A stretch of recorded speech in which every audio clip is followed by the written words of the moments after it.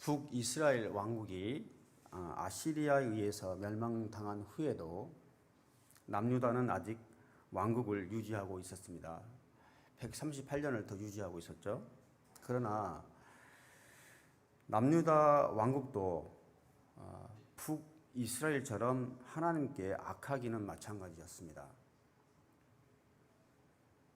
이들도 하나님의 선민으로서 하나님의 말씀에 순종의 길을 걷기보다는 불순종의 길을 여전히 걷고 있었습니다. 그러나 남유다 말기에 드물게 선한 왕이 등장하죠. 대표적으로 히스기야 왕 이후로 요시야라는 왕이 왕으로 즉위하면서 31년간을 통치합니다. 그러면서 대대적인 종교 개혁을 펼치죠. 그때 이제 성전 복구, 또 여러 가지 우상 숭배, 철폐를 하지 않습니까? 그래서 이스라엘 백성이 잠시 하나님의 길로 돌아오는 듯 했지만 그것도 잠시였고 이후로 계속 멸망의 길로 치닫게 됩니다. 에레미야서는 이렇게 남유다가 왜 멸망했는지, 그리고 그때 왕들과 지도자, 백성들의 영적인 상태는 어땠었는지, 그리고 또 멸망하기 직전에 이들을 향하여서 하나님께서 무엇라고 말씀하셨는지에 대해서 아주 상세하게 기록되어 있습니다. 그런 면에서 예레미야서는 어떤 만국의 슬픔, 그렇지만 또 회복에 대한 희망을 담고 있는 예언서라고 말할 수 있겠습니다. 오늘 말씀은 동일한 하나님의 말씀을 듣고도, 하나님의 말씀이 선포되어도 듣는 사람들의 마음의 상태, 영적인 상태에 따라서 어떻게 달라질 수 있는지를 보여주는 내용입니다. 오늘 본문 말씀을 함께 묵상하도록 하겠습니다. 16절에서 19절 말씀까지 함께 읽겠습니다. 그러자 관료들과 모든 백성이 제사장들과 예언자들에게 말했다. 이 사람이 죽는 것이 합당하지 않다. 이는 그가 우리 하나님 여호와의 이름으로 우리에게 말했기 때문이다. 그 땅의 장로들 가운데 몇 사람이 일어나 백성의 모든 회중에게 말했다. 유다 왕 히스기야 때 모레셋의 미가가 이렇게 예언한 적이 있다. 만군의 여호와께서 이렇게 말씀하셨다. 시온이 밭처럼 경작될 것이고 예루살렘이 폐허더미가 될 것이며 성전의 산이 숲의 높은 곳처럼 될 것이다. 그때 유다 왕 히스기야와 모든 유다가 그를 죽였는가? 오히려 그가 여호와를 두려워해 여호와께 간구하지 않았는가? 그리하여 그들에게 선언하신 재앙에 대해 여호와께서 마음을 돌이키지 않았는가? 우리는 우리 자신 위에 큰 재앙을 가져오려 하고 있다. 아멘. 요시야의 아들 여호야김 왕 초기 때 예언자 예레미야에게 임한 하나님의 말씀입니다. 이 왕은 애굽의 왕 바로 느고라는 왕에 의해서 왕으로 옹립된 사람입니다. 그래서 원래 이름은 엘리야김이었는데 왕이 되면서 여호야김이라는 그런 이름으로 개명이 되었습니다. 그래서 11년간 통치를 하게 되는데요. 그런 배경에서 집권 초기부터 친애국적인 정치적인 입장을 취할 수밖에 없었던 것 같습니다. 어차피 이집트 왕에 의해서 왕으로 옹립된 왕이었기 때문에 당연히 친애국 성향을 가질 수밖에 없었겠죠. 그런데 기원전 605년 집권 4년차가 될 때였습니다. 그래서 팔레스타인 북쪽에 지금으로 따지면 아시리아, 저 시리아 지역인데요. 저 유프라테스 강의 그 상류 지역입니다. 거기에 갈그미스라는 지역이 있습니다. 그 갈그미스라는 곳에서 전쟁이 있었습니다. 그래서 이집트와 신흥국가인 바벨론이 거기서 전투를 벌이게 되죠. 이때 이제 바벨론이 승리를 합니다. 승리를 하게 되면서 신흥 바벨론이 고대 그 근동 지역의 패권을 쥐는 초강대국으로 성장을 하게 됩니다. 이렇게 국제 정서가 갑자기 바뀌게 되니까 친애국 국가인 남유다를 바벨론이 좋게 볼 리가 없지 않습니까? 남유다는 그때만 해도 이제 친애국 국가였거든요. 그래서 남유다가 바벨론으로부터 1차 침공을 공격을 받게 됩니다. 그래서 이제 바벨론의 속국이 남유다가 바벨론의 속국이 됩니다. 그래서 바벨론에게 적응을 바치는 나라가 되죠. 이때 여러분도 아시다시피 다니엘과 세 친구를 포함해서 여러 왕족들과 귀족들이 바벨론으로 포로로 잡혀갑니다. 1차 포로입니다. 이후로 이제 2차 또 3차 공격을 받게 되고 결국 마지막 시드기야 왕을 끝으로 이제 BC 기원전 586년에 이 나라가 망하게 됩니다.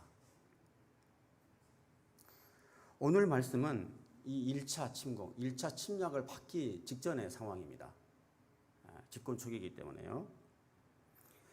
어제 말씀에서 에레미야 선지자가 제사장들과 또 예언자들과 백성들에게 여호와의 집, 하나님의 성전에서 예언을 했습니다.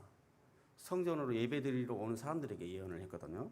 그래서 이 집이 실로같이 되고 이 성읍이 황폐하게 돼 사람들이 살지 않게 될 것이다. 다 무너질 것이다. 이런 식으로 예언을 했습니다. 그래서 이 예언 때문에 제사장들과 예언자들이 이 에레미야 선지자를 잡아서 죽이려고 했었습니다. 어제 상황이 그랬습니다. 그러자 오늘 본문입니다. 오늘 본문의 16절에서 그 이야기를 듣고 이제 몇몇 관료들과 백성들, 장로들이 제사장들과 예언자들에게 이렇게 이야기를 합니다. 이 사람이 죽는 것이 합당하지 않습니다. 왜냐하면 이 사람이 하나님의 이름으로 우리에게 예언했기 때문에, 하나님의 이름으로 예언했기 때문입니다. 이렇게 반론을 제기합니다. 하나님의 이름으로 했기 때문에 죽여서는 안 된다. 이런 이야기죠. 저는 이 대목에서 우리가 좀 묵상해 볼 수 있는 부분이 있다고 생각을 합니다. 동일한 하나님의 말씀, 내용을 똑같이 들어도 우리의 마음의 상태에 따라서 전혀 달라질 수 있다는 거예요. 같은 이야기를 들어도, 같은 하나님의 말씀을 들어도 우리의 영적인 상태에 따라서 다르게 말씀을 받을 수 있다는 것입니다. 주님께서도 옥토에 떨어진 씨앗, 그다음에 돌밭에 떨어진 씨앗, 이런 비유를 들지 않았습니까? 같은 하나님의 말씀을 들어도 이렇게 반응이 달라질 수가 있다는 것이죠. 그래서 물론 뿌리는 씨가 중요합니다. 뿌리는 하나님의 말씀이 중요해요. 그렇지만 뿌려지는 밭, 심겨지는 밭의 상태가 어떠냐 또 굉장히 중요하다는 것이죠. 그리고 사실 이 부분에서 가장 심각한 문제는 제사장과 예언자들이 하나님의 말씀을 섬기는 종들이지 않습니까? 하나님을 섬기는 종들인데도 불구하고 관료들과 일반 백성들보다도 하나님의 말씀으로부터 멀어져 있었다는 것. 이것이 더 심각한 것이죠. 그래서 하나님의 말씀을 전혀 듣지 못하고 영적인 무감각 상태에 있었다는 것입니다. 그래서 이전에도 하나님께서 이사야 선지자에게 이런 말씀을 하셨습니다. 이 백성이 듣기는 들어도 너희가 깨닫지 못하고 또 보기는 보아도 알지 못할 것이다 라고 예언을 하나님께서 말씀하셨던 것이죠. 우리의 영적인 마음의 상태가 하나님의 말씀을 받아들일 수 없는 상태가 되었을 때는 아무리 하나님의 말씀을 하셔도 듣지도 깨닫지도 못한다는 것이죠. 이 말씀은 다른 사람이 아니라 하나님을 섬기는 백성들에게 주신 말씀입니다. 어제도 우리 매그 전도사님께서 아주 말씀을 잘 해주셨어요. 이스라엘 백성들은 하나님을 아는 백성입니다. 지금 다른 사람들에게 지금 하나님께서 말씀하고 있는 것이 아니지 않습니까? 하나님을 알고 섬기는 백성들에게 지금 말씀하고 있는 거죠. 근데 이제 하나님을 아는 백성들이 하나님의 말씀을 듣지도 깨닫지도 못했다는 것입니다. 이런 면에서 볼 때 오늘 이 말씀은 혼란한 이 시대, 지금 굉장히 혼란스럽지 않습니까? 한국도 그렇고 일본도 그렇고 코로나뿐만 아니라 영적인 모든 상태가 굉장히 혼란한 상태에 있습니다. 오늘 이 말씀은 이 시대에 하나님을 알지 못하는 세상 사람들이 아니라 교회들, 다시 말해서 현재 하나님의 말씀을 섬기는 우리 목회자들, 그리고 하나님의 말씀을 믿고 섬기는 우리 성도님들이 깊이 묵상해 봐야 될 말씀이라고 생각합니다. 이스라엘 땅의 장로들 몇 사람이 일어나서 발언을 하기 시작합니다. 18절 말씀입니다. 약 100년 전 히스기야 왕 시대에 미가 선지자의 예를 들면서 말씀합니다. 미가서 3장 12절의 말씀인데요. 기록되어 있습니다.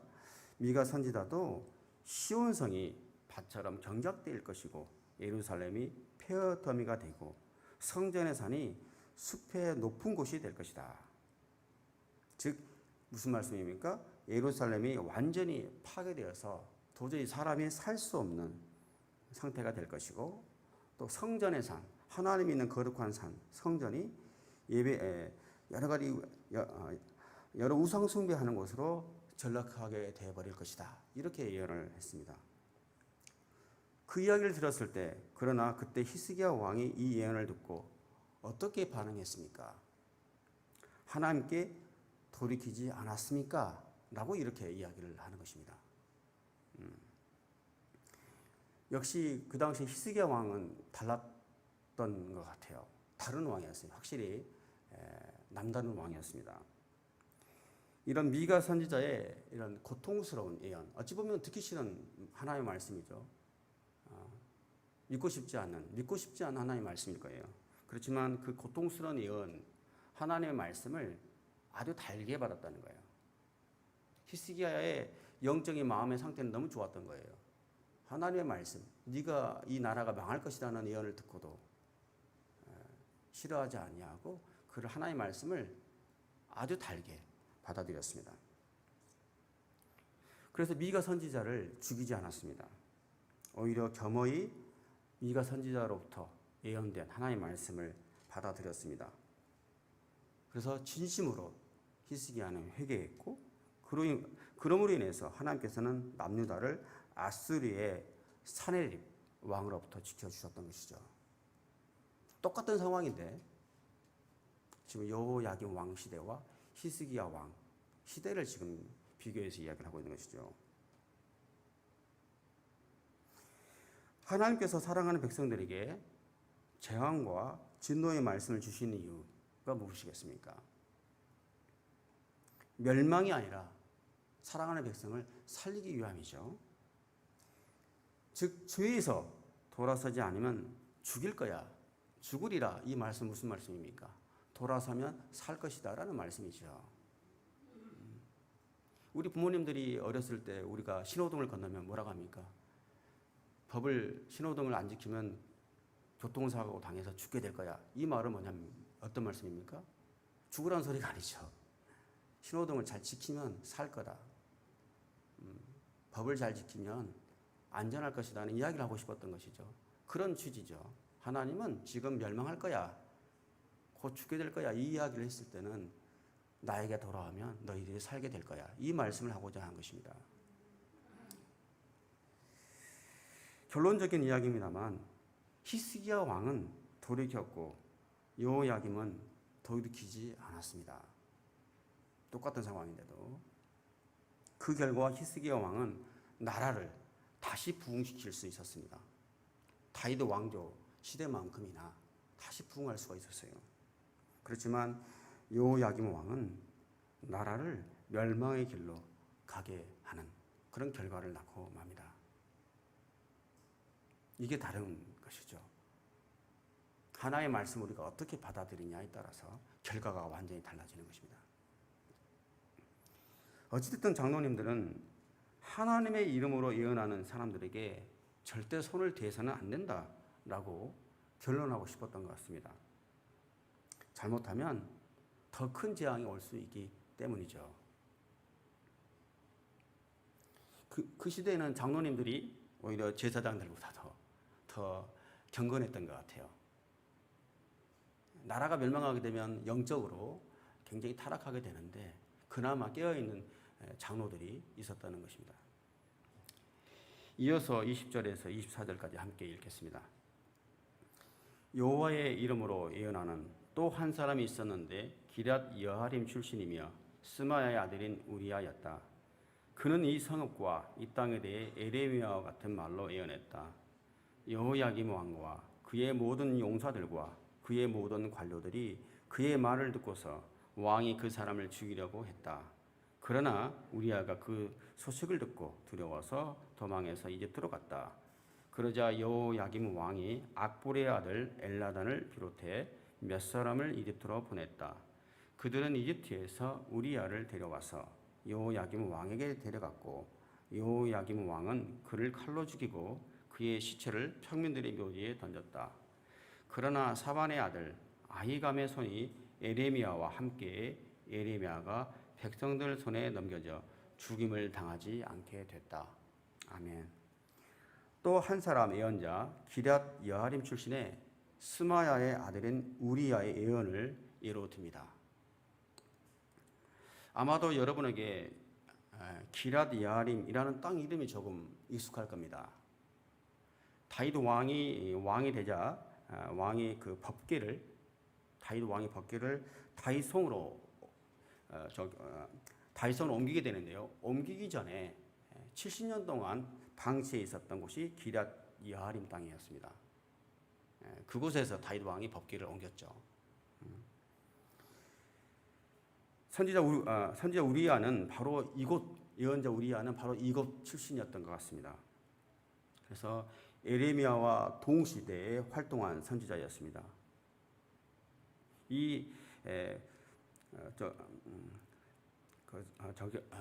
선지자 우리야라는 사람은 여호야김 왕에게 똑같이 에레미야와 같은 말로 똑같이 예언을 했다는 것입니다. 근데 왕이 죽이려고 한다는 이 이야기를 듣고 이집트로 도망을 갔습니다. 그러자 여호야김 왕이 악보의 아들 엘나단과 그 일행을 보내서 붙잡아 온 것이죠. 제가 서두에 말씀을 드린 바와 같이 여호야김은 친애국적인 왕이었지 않습니까?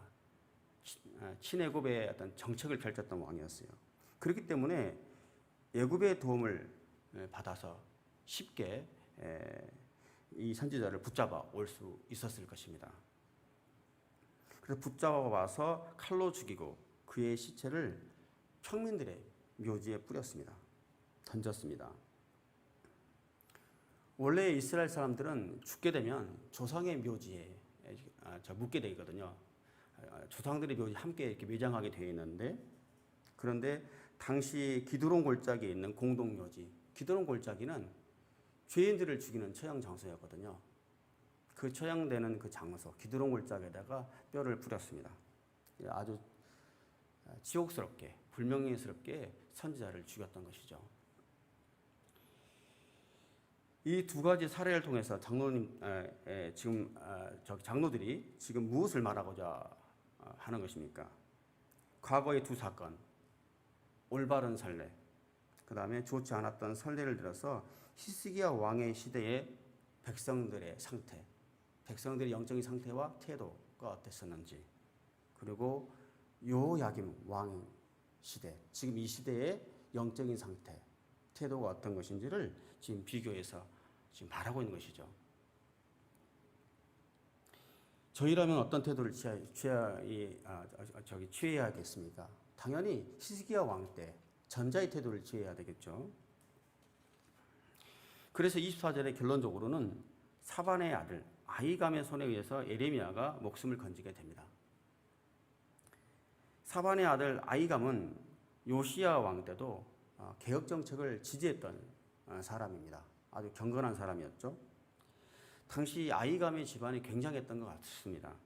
그래서 아이감의 아들 그다랴라는 사람도 남유다가 결국 멸망당하거든요. 멸망당하고 난 다음에도 총독으로 임명이 됩니다. 그만큼 당시에 이 집안은 왕도 함부로 건드릴 수 없을 만큼 아주 굉장한 권세를 가지고 있었던 것 같아요.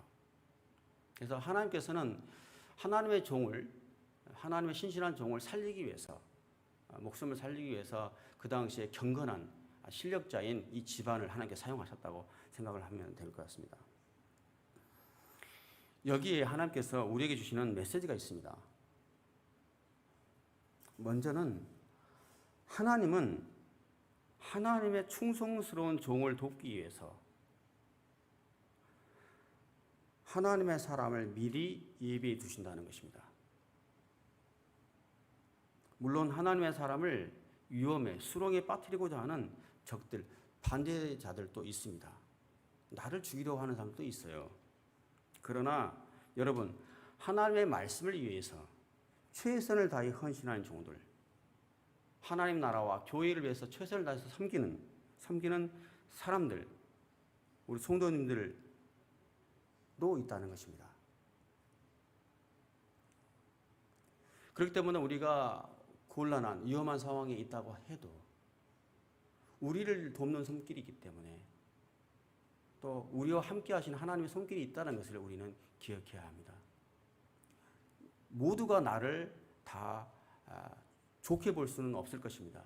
그렇지만 그 중에서도 교회를 위해서, 하나님 나라를 위해서 성실하게, 충직하게 섬기는 종들을 향해서는 하나님께서 반드시 지켜주시고 또 그 사람을 보호해 주시기 위해서 하나님의 사람을 붙여주신다는 것입니다. 혼자가 아니라는 것이죠. 이 사실을 한번 알았으면 좋겠고요. 또 하나 기억해야 할 것은 우리가 회개할 때 단지 일시적으로 악한 선택을 하지 않는 선에